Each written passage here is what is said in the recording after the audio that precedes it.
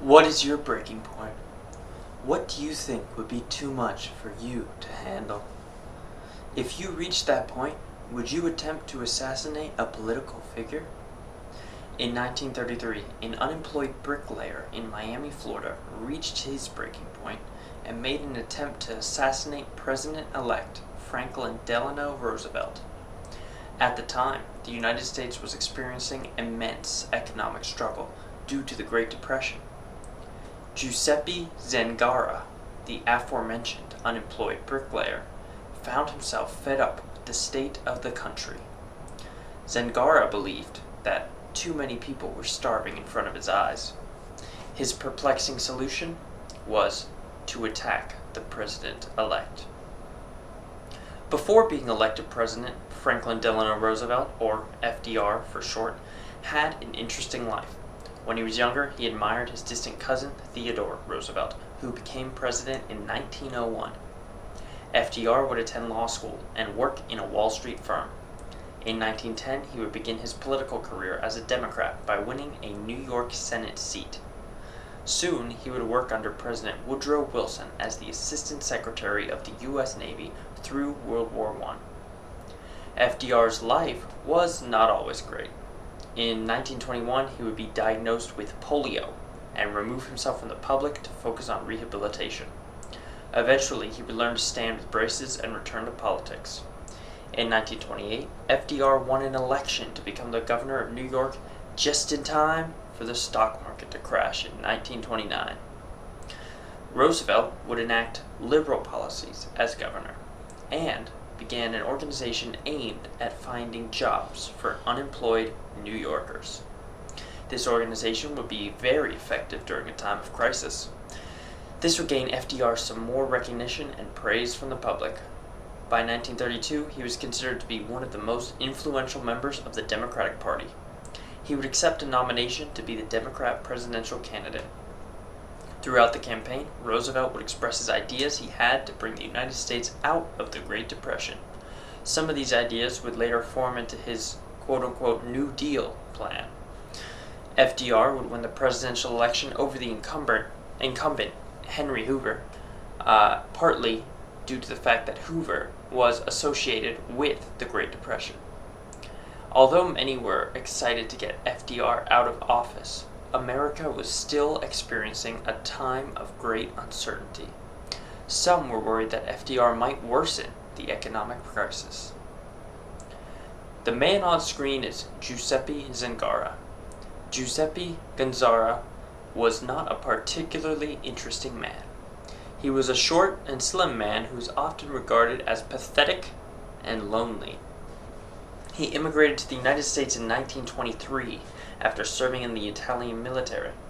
He was disgruntled after World War I and began hating the Italian leadership. Zangara claimed that he had even tried to kill the King of Italy, but the crowds got in the way. After moving to America, that hatred was projected onto the president. Zangara often experienced physical abdominal pains that only added to his whirlwind of internal emotions. Zangara would soon associate his pain with the president, and convinced himself that to alleviate his pain, he would need to kill the president. His reasoning was that his pain would somehow migrate to the body of his victim, and it would go away, I guess.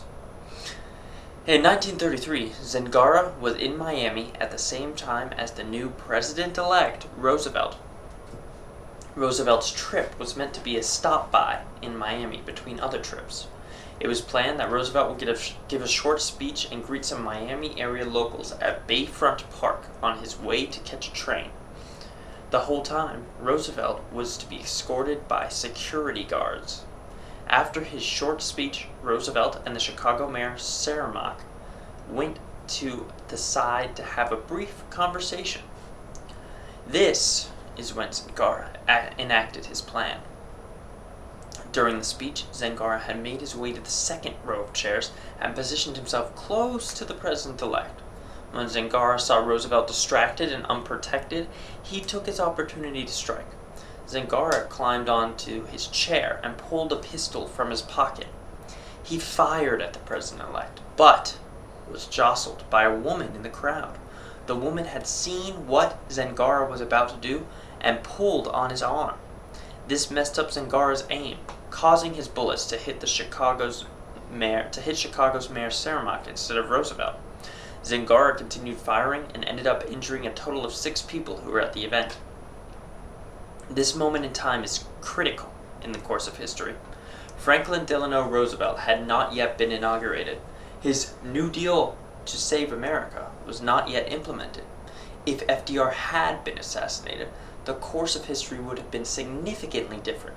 This is because FDR's New Deal, which is credited with helping carry America out of the Great Depression, was not supported by his vice president-elect and would not have been initiated. Thankfully, Zangara's assassination attempt failed and the president was not killed. However, there were some casualties, including Mayor Cermak. After the attack, some of the bullets that Zangara shot were found.